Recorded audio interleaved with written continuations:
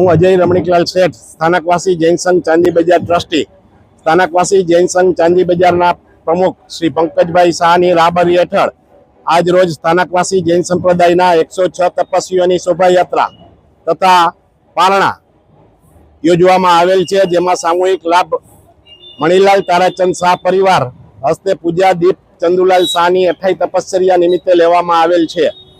આ શોભાયાત્રામાં 106 તપસ્વીઓ ટોટલ સ્થાનકવાસી સંપ્રદાયના જોડાયેલા છે, જેમાં 4 માસકમણ, 16 ઉપવાસ, 11 ઉપવાસ, 9 ઉપવાસ, 8 ઉપવાસ અને 6 ઉપવાસ સુધીના તમામ તપસ્વીઓ આ શોભાયાત્રામાં જોડાયેલા છે।